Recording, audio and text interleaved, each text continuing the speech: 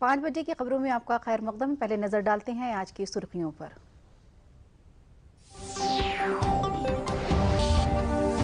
उमेश पाल अगवा मामले में माफियाती क़यामत समेत 3 मुलजिमों को बामुशक्कत उम्र कैद की सजा।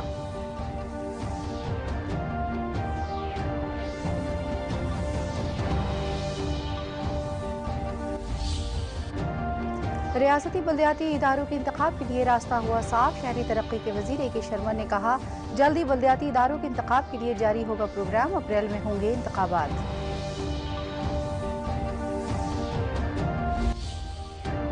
वज़ीर-ए-आज़म नरेंद्र मोदी की क़यादत में पार्लियामेंट हाउस के अहाते में भारतीय जनता पार्टी की पार्लिमानी पार्टी की मीटिंग हुई इख्तिताम पजीर। 6 अप्रैल से 14 अप्रैल तक समाजी इंसाफ हफ्ता मनाएगी भारतीय जनता पार्टी।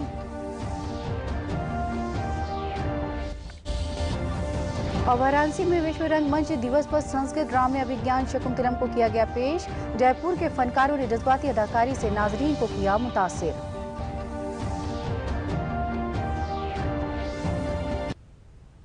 अब खबरें तफसील से। राजू पाल कत्ल मामले के गवाह उमेश पाल के अगवा किए जाने के मामले में आज प्रयागराज में MP MLA की खुसूसी अदालत ने माफिया अतीक अहमद समेत 3 मुलजिमों को उम्र कैद की सजा सुनाई है और 5-5 हज़ार रुपए का जुर्माना भी लगाया है। साथ ही तीनों मुलजिमों पर अब 1-1 लाख रुपए का तलाफी के तौर पर जुर्माना लगाते हुए अर्जी गुजारों के कुनबे को दिए जाने का हुक्म भी अदालत ने दिया है। इस मामले में अतीक के भाई अशरफ समेत 7 मुलजिमों को सबूतों की कमी की बुनियाद पर बरी कर दिया गया है। जिले के फौजदारी के सरकारी वकील गुलाब चंद्र अग्रहरी ने बताया कि खुसूसी जज दिनेश चंद्र शुक्ला की अदालत ने उमेश पाल अगवा मामले में अतीक अहमद, दिनेश पासी और वकील खान सोलत हनीफ को दफा 364A और 120B के तहत कसूरवार करार दिया और तीनों को उम्र कैद की सजा सुनाई। इस मामले में 7 दीगर मुलजिमों को सबूतों की कमी की बुनियाद पर बरी कर दिया गया है। अतीक को मामले में पेश होने के लिए कल सख्त हिफाजती बंदोबस्त के दरमियान अहमदाबाद जेल से प्रयागराज के नैनी सेंटर जेल लाया गया था। यहाँ आज सवेरे उसे बख्तरबंद गाड़ी में अदालत ले जाया गया। इस मामले में इल्जाम था कि 28 फरवरी 2006 को अतीक अहमद और उसके छोटे भाई अशरफ ने उमेश पाल का अगवा कराया था। उमेश पाल को मारपीट करने के बाद कुनबे समेत जान से मारने की धमकी देते हुए अदालत में जबरन हलफनामा दाखिल कराया गया। 2007 में मायावती की सरकार बनने के बाद उमेश पाल ने 5 जुलाई 2007 को अतीक और अतीक के भाई अशरफ समेत 5 लोगों के खिलाफ नामजद FIR दर्ज कराई थी। इसमें 11 लोग शामिल थे। पुलिस की जांच में 6 दीगर लोगों के नाम सामने आए। कोर्ट में अतीक और अशरफ समेत 11 लोगों के खिलाफ चार्जशीट दाखिल की गई। 2009 से मुकदमे का ट्रायल शुरू हुआ। सरकारी फरीक से कल कुल 8 गवाह पेश किए गए। इस केस के 11 मुलजिमों में से अंसार बाबा नाम के मुलजिम की मौत हो चुकी है। राजू पाल कत्ल मामले के गवाह उमेश पाल को पिछले महीने उनके घर के बाहर दिन दहाड़े कत्ल कर दिया गया था। इस मामले में भी अतीक मुलजिमों की फहरिस्त में शामिल है।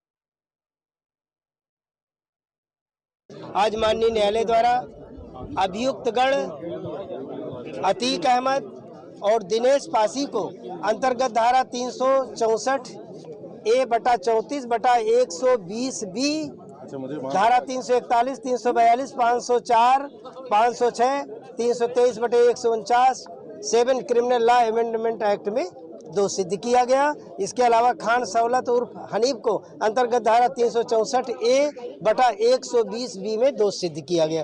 बाकी शेष इसमें जो अभियुक्त गण 7 बचे थे उनको सभी धाराओं में दोष मुक्त किया गया है। इसमें अतीक अहमद और दिनेश पासी और खान सौलत उर्फ हनीफ को सश्रम आजीवन कारावास व 5-5 हज़ार रुपये अर्थदंड से दंडित किया गया है और सभी को तीनों को 1-1 लाख रुपए क्षति तौर पर भी दंडित किया गया है, जो इसमें वादी के परिजनों को दिया। लखनऊ में हजरतगंज वाक़े मेफेयर तिराहे का नाम अब मुजाहिद आज़ादी जहानी रामपाल त्रिवेदी के नाम पर होगा।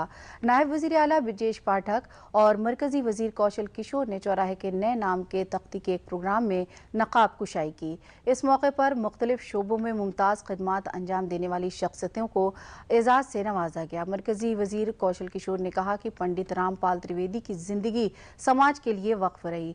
उन्होंने मुल्क के मफाद में मुतअद्दिद काम किए। नायब वज़ीर आला ने कहा कि रामपाल त्रिवेदी का पैगाम यह था कि जद्दोजहद से ही नया रास्ता निकलता है।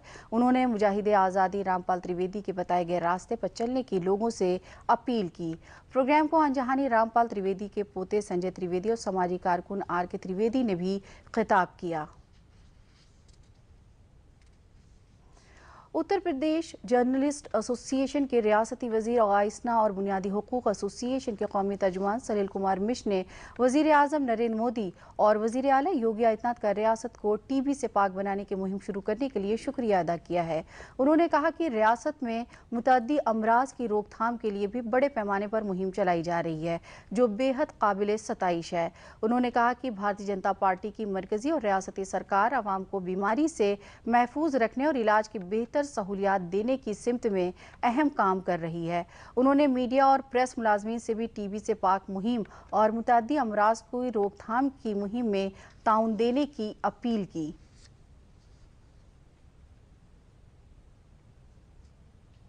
सुप्रीम कोर्ट के जरिए पसमाइंदा तबके के रिजर्वेशन के मामले की जांच के लिए कमीशन की हतमी रिपोर्ट को मंजूरी देते हुए रियासती सरकार को शहरी बल्दियाती इदारों के इंतखाब के लिए नोटिफिकेशन जारी करने की मंजूरी दे दी गई है। Chief justice D.Y. Chandrachud, justice P.V. Narasimha और J.B. पादीवाला की बेंच ने दोशंबे को कहा कि कोर्ट के हुक्म पर रियासती सरकार ने कमीशन की तश्कील की थी और इसकी सिफारिशात से अदालत मुतमईन है और रियासती सरकार बल्दियाती इदारों के इंतखाब के लिए 2 दिन में नोटिफिकेशन जारी कर सकती है। वैसे कमीशन की मुद्दत कार 6 महीने की थी। 21 मार्च 2023 तक अपना काम पूरा करना था, लेकिन कमीशन ने अपनी रिपोर्ट 9 मार्च को ही दे दी। गौरतलब है कि इसी साल 4 जनवरी को सुप्रीम कोर्ट ने दीगर पसमाइंदा तबके को बगैर रिजर्वेशन दिए बल्दियाती इदारों के इंतखाबात को आगे बढ़ाने के लिए उत्तर प्रदेश इंतखाबी कमीशन को दिए इलाहाबाद हाई कोर्ट के हुक्म पर रोक लगा दी थी। सुप्रीम कोर्ट के जरिए मुकर्रर करदार ट्रिपल टेस्ट फार्मूले पर अमल किए बगैर ओबीसी रिजर्वेशन देने को चैलेंज किया गया था। कोर्ट ने कहा था म्युनिसिपल कॉरपोरेशनों को जमहूरी बनाने और दफा 243 टी के तहत म्युनिसिपल कॉरपोरेशन की तश्कील में सही नुमाइंदगी देना आईनी हुक्म है, जिस पर अमल किया जाना चाहिए। इस दरमियान सुप्रीम कोर्ट के हुक्म के बाद रियासती सरकार सीटों के रिजर्वेशन के बारे में नोटिफिकेशन 2 दिनों में जारी करेगी। साथ ही 7 दिन में इस पर एतराजात मौसूल किए जाएंगे। 10 अप्रैल तक सीटों के रिजर्वेशन को फाइनल करते हुए हतमी नोटिफिकेशन जारी हो सकता है। शहरी तरक्की के महकमे के जरिए 10 से 15 अप्रैल के दरमियान इंतखाब कराने का प्रोग्राम बनने का इम्कान है।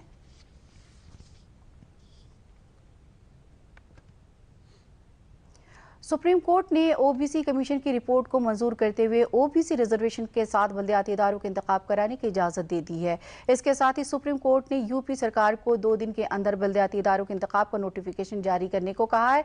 इसके बाद रियासत के शहरी तरक्की के वजीर के शर्मा ने सहाफियों से कहा कि हम सुप्रीम कोर्ट के हुक्म पर अमल करेंगे और आइंदा 2 दिनों में नोटिफिकेशन जारी कर दिया जाएगा। इसके बाद इंतखाबी कमीशन अपना नोटिफिकेशन जारी करेगा। आज माननीय सर्वोच्च न्यायालय ने हमारे नगर निकाय चुनावों को लेते हुए एक अहम फैसला दिया है, जिसमें उन्होंने नगर निकाय चुनाव में आगे बढ़ने के लिए हमें हरी झंडी दिखाई है। मैं माननीय सर्वोच्च न्यायालय का बहुत बहुत धन्यवाद करता हूं और आप उनके निर्णय को स्वीकार भी करता हूं। उत्तर प्रदेश सरकार माननीय मुख्यमंत्री श्री योगी आदित्यनाथ जी के नेतृत्व में हमारे संविधान में, हमारे कानून में जो व्यवस्था है, उस व्यवस्था के तहत ओबीसी सहित सभी वर्गों का आरक्षण सुनिश्चित करते हुए माननीय सर्वोच्च न्यायालय की भावना के अनुसार, मंशा के अनुसार जो उनके निर्देश हैं, उस प्रकार चुनाव कराने की दिशा में आगे। खबरों में आगे बढ़ने से पहले लेते हैं ये वक्फा। हाय मॉम, फिर से शॉपिंग? बाबूजी, आपने इसे बिगाड़ के रखा। लिमिट में करो तो कुछ बुरा नहीं होता है। बिना लिमिट शॉपिंग करेगी आपके कार्ड पे। ऐड ऑन जो है, मैंने तो कार्ड पे लिमिट सेट कर दिया। अच्छा, इसके फायदे ये हैं कि रिस्क कम हो जाता है, और अगर फ्रॉड भी हुआ तो तुरंत बैंक को बोल दीजिए, नुकसान कम। दादू, Hey, नेक्स्ट टाइम ये pink dress. You're the limit. Limit तो सेट है। आरबीआई कहता है, जानकार बनिए, सतर्क रहिए।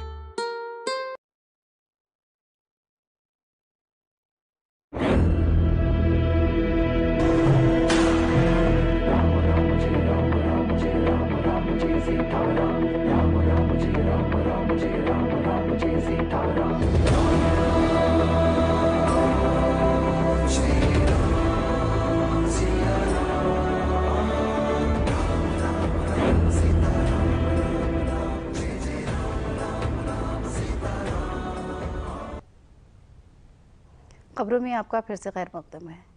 पार्लियामेंट के बजट इजलास के दूसरे मरहले में आज एक बार फिर हिज़्ब इख्तिलाफ के हंगामे की वजह से लोकसभा की कार्रवाई में रखना पड़ा। लोकसभा और राज्यसभा में हिज़्ब इख्तिलाफ के मेंबरान का हिंडनबर्ग मामले पर हंगामा आज भी जारी रहा और इस तरह से दोनों ऐवानों की कार्रवाई बार बार रोकी गई और मुलतवी की गई। वहीं भारतीय जनता पार्टी ने राहुल गांधी पर ओबीसी तबके की अहानत करने के लिए एक बार फिर निशाना साधा है। संसद भवन अहाते में बीजेपी पार्लिमानी पार्टी की मीटिंग हुई। इसमें वजीर आजम नरेंद्र मोदी और जेपी नड्डा समेत पार्टी के कई सीनियर लीडरों ने हिस्सा लिया और पार्लिमानी पार्टी की इस मीटिंग को वजीर आजम नरेंद्र मोदी ने भी खिताब किया। इसमें कई अहम फैसले भी किए गए। मीटिंग के बाद अर्जुन राम मेघवाल ने बताया कि भारतीय जनता पार्टी 6 अप्रैल से 14 अप्रैल तक समाजी इंसाफ हफ्ता मनाएगी। इसके अलावा उन्होंने कहा कि 15 मई से 15 जून तक एक महीने के लिए बीजेपी सरकार के 9 साल पूरे होने पर भारतीय जनता पार्टी खुसूसी मुहिम चलाएगी। इस बीच मरकजी वजीर स्मृति ईरानी ने राहुल गांधी के बयानों को झूठ का पुलिंदा बताया। उन्होंने कहा कि राहुल गांधी मुल्क और गैर मुमालिक में झूठ बोला, पार्लियामेंट में भी झूठ बोला।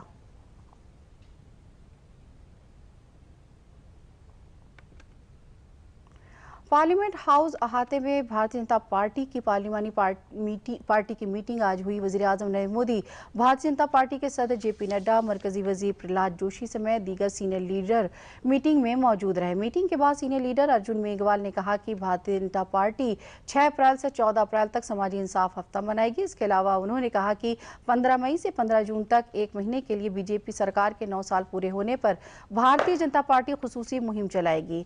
वजीर आजम नरेंद्र मोदी ने भी मीटिंग को खिताब किया।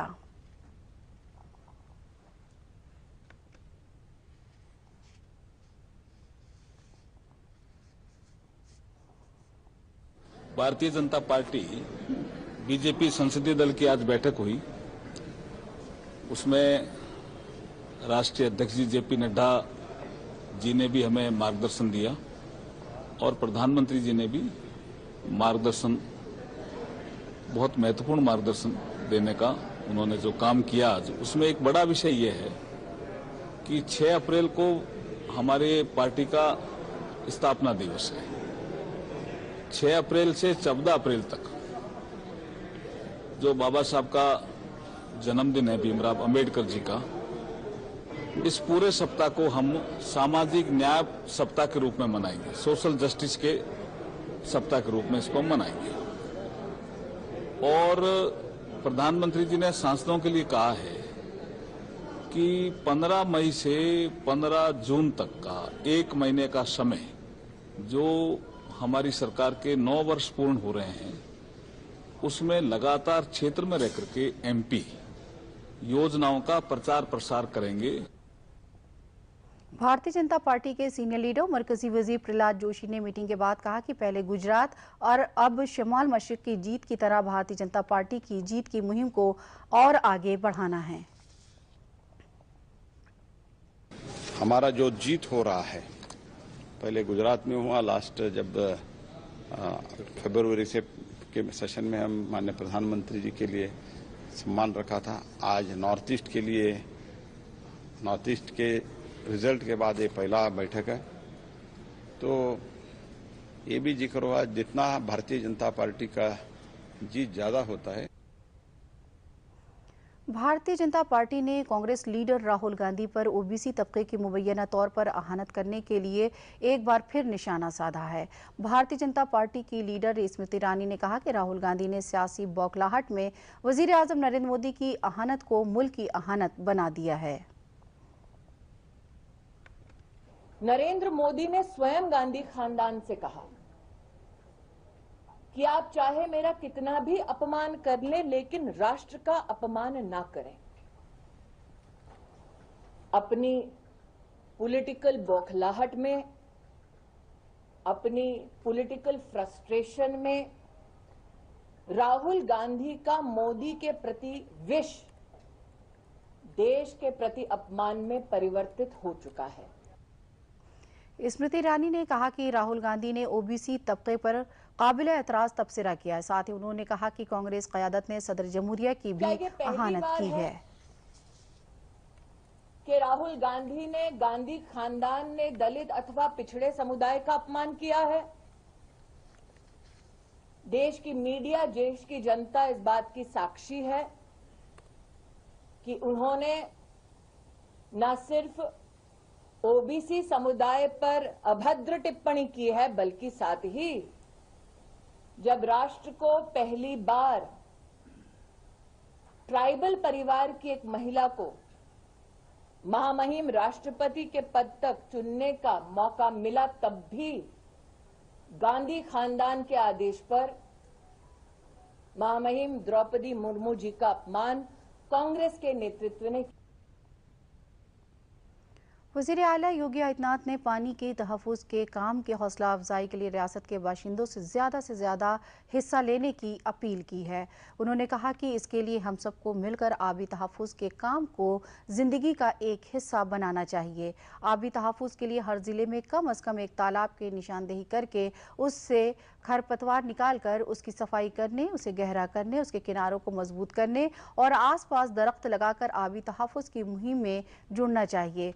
वज़ीर आला महकमे जंगलात के जरिए मुनक़्क़िद एक प्रोग्राम में अपने ख़यालात का इजहार कर रहे थे। इस मौके पर उन्होंने 26वीं महकमे जंगलात से मुताल्लिक़ कुल हिंद खेल कूद मुकाबले में कामयाब खिलाड़ियों की हौसला अफजाई की। उन्होंने जल उत्सव माह का ऐलान किया और शजरकारी की अवामी तहरीक की काफ़ी टेबल बुक की रस्म इजरा भी अदा की। वज़ीर आज़म के जरिए महकमे जंगलात को CRS फंड के तहत हीरो मोटर कॉप के जरिए दस्तयाब कराई गई मोटरसाइकिलों और स्कूटियों को हरी झंडी दिखाकर रवाना किया गया।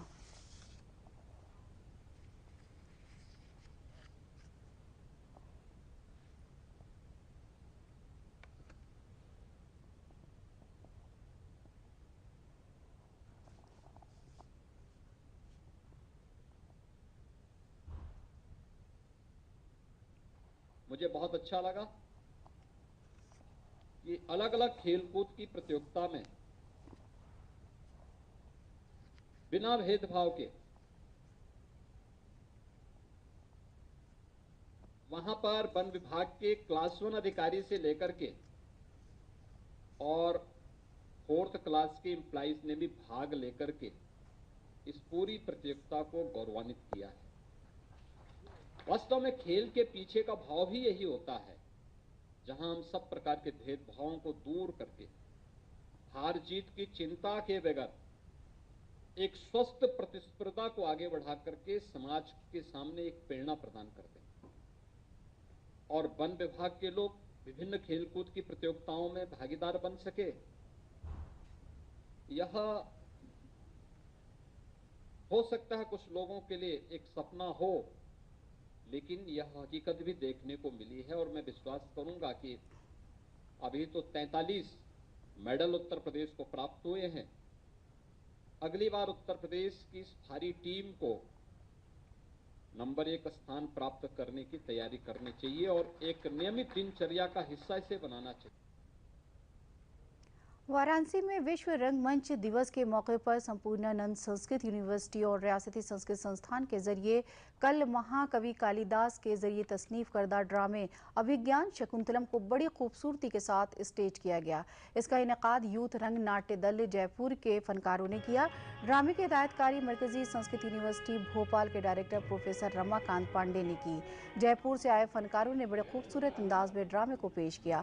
तकरीबन 3 दहाइयों के बाद संपूर्णानंद संस्कृत यूनिवर्सिटी के मुक्ताकाश मंच पर ये नाटक पेश किया गया।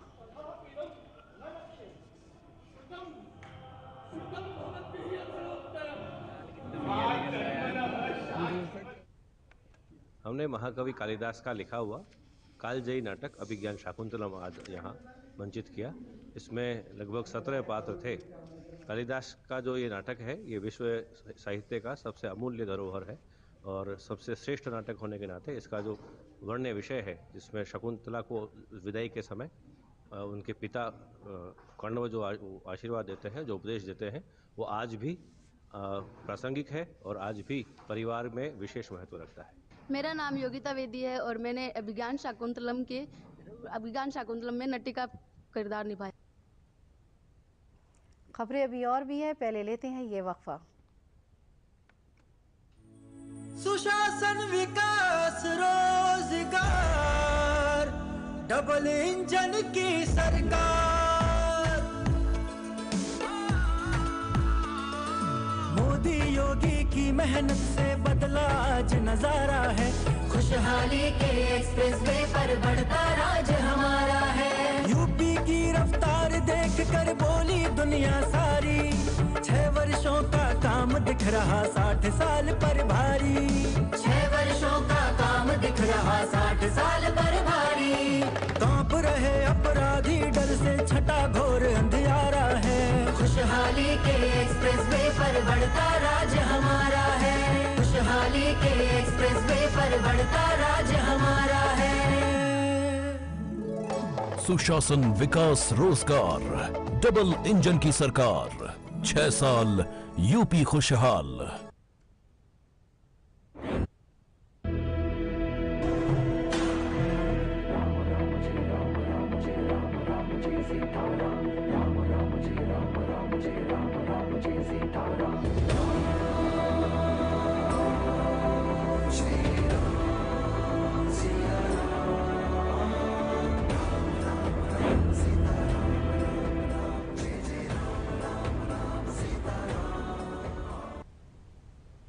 वक्फे के बाद खबरों में आपका खैर मकदम है।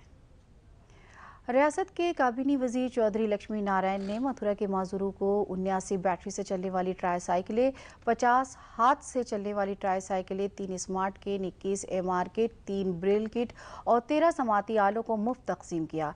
बच्चों के हुकूक के तहफ़्फ़ुज़ से मुताल्लिक़ रियासती कमीशन के डायरेक्टर देवेंद्र शर्मा ने 22 लैपटॉप, टैबलेट तकसीम किए। मुख्यमंत्री बाल सेवा के तहत दर्जे 9 से 12 के तालिब और तालिबात को ये अशिया दी गई।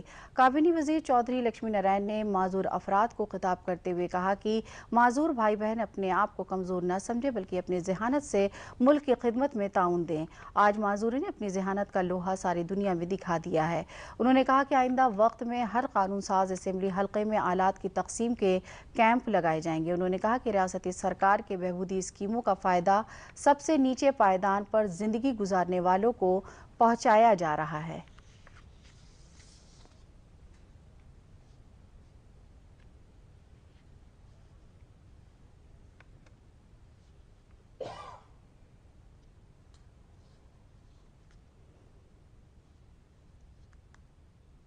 यहाँ लैपटॉप वितरित किए गए, ये उन्हीं को वितरित किए गए हैं जिनके कोविड काल में जिनके सिर से साया उठ गया, जो बच्चे पढ़ रहे हैं, कोई हाई स्कूल में, कोई इंटर में, कोई 9th में, कोई फर्स्ट ईयर में है, उन बच्चों को, ऐसे बच्चों को आज ये लैपटॉप वितरित किए गए हैं।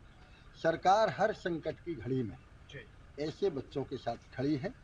निश्चित रूप से इनकी पढ़ाई का, इनके रहन सहन का सारा प्रबंध सरकार की ओर से किया गया है।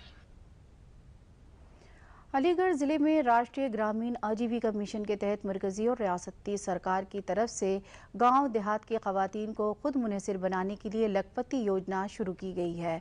रियासती सरकार ने इसके लिए टप्पल ब्लॉक से लखपति स्कीम की शुरुआत की है। CDO आकांक्षा राणा ने बताया कि ज़िले के टप्पल ब्लॉक से यहाँ करीब 13,000 ख़वातीन को इसी साल लखपति बनाने का हदफ तय किया गया है। ये ख़वातीन एक साल में कम से कम 1 लाख से ज़्यादा की आमदनी करेंगी। ख़वातीन को तरबियत दी जा चुकी है। इसके तहत ख़वातीन मवेशी परवरी, ज़राअत और गैर ज़रूरी कामों से वाबस्ता हैं। ज़्यादातर ख़वातीन इन तीनों ज़ुमरों में से एक ही काम संभाल रही हैं। वहीं ग्रुप की ख़वातीन ने बताया कि सरकार ने जो लखपति स्कीम शुरू की है, उसके तहत हमें कई तरह की तरबियत दी गई है। अब हमारी भी आमदनी 1 लाख से ज़्यादा हो जाएगी।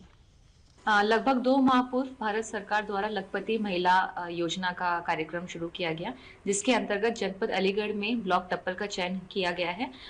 टप्पल ब्लॉक में लगभग 13,500 महिलाएं समूह से जुड़ी हुई हैं। पुराने आंकड़ों के अनुसार लगभग 5,000 महिलाओं के परिवार की वार्षिक आय 1 लाख से अधिक है। अभी तत्काल में सर्वे का काम चल रहा है। सर्वे के बाद गतिविधियां चिन्हित की जाएंगी, जिनको महिलाओं को उपलब्ध कराया जाएगा, ताकि जितनी महिलाएं हैं सबकी पारिवारिक जो आय है 1 लाख से अधिक हो सके।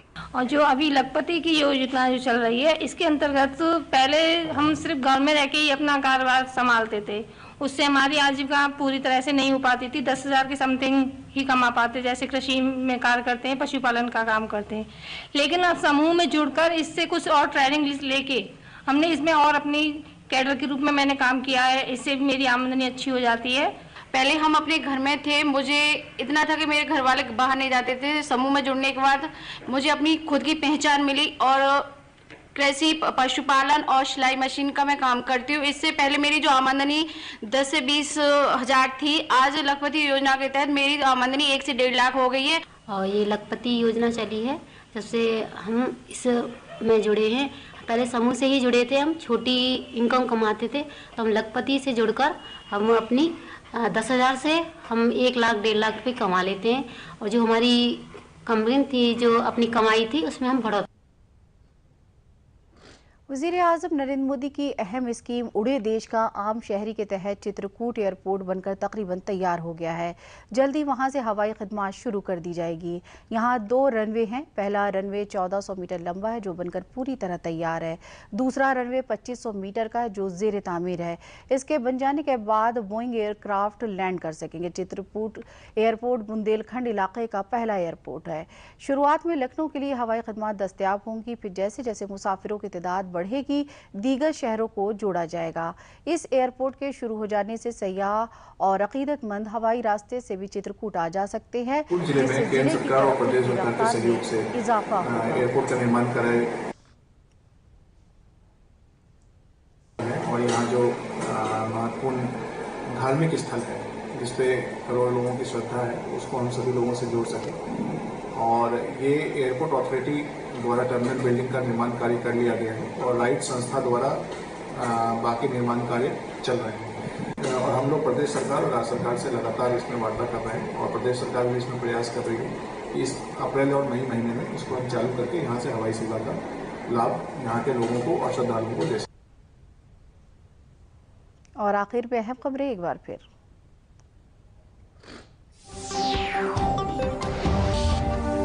उमेश पाल अगवा मामले में माफियाती क़यामत समेत 3 मुजरिमों को बामुशक्क़त उम्र कैद की सजा।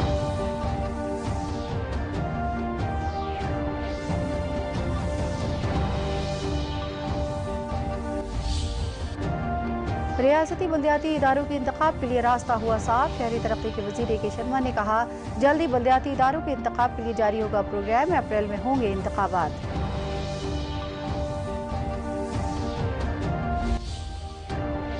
वज़ीर-ए-आज़म नरेंद्र मोदी की क़यादत में पार्लियामेंट हाउस के अहाते में भारतीय जनता पार्टी की पार्लिमानी पार्टी की मीटिंग हुई इख्तिताम पजीर। 6 अप्रैल से 14 अप्रैल तक समाजी इंसाफ हफ्ता मनाएगी भारतीय जनता पार्टी। और वाराणसी में विश्व रंगमंच दिवस पर संस्कृत ड्रामे अभिज्ञान शकुंतलम को किया गया पेश।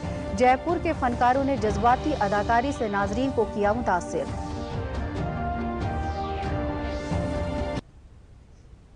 खबरों में बस इतना ही। इजाजत दीजिए। आदाब।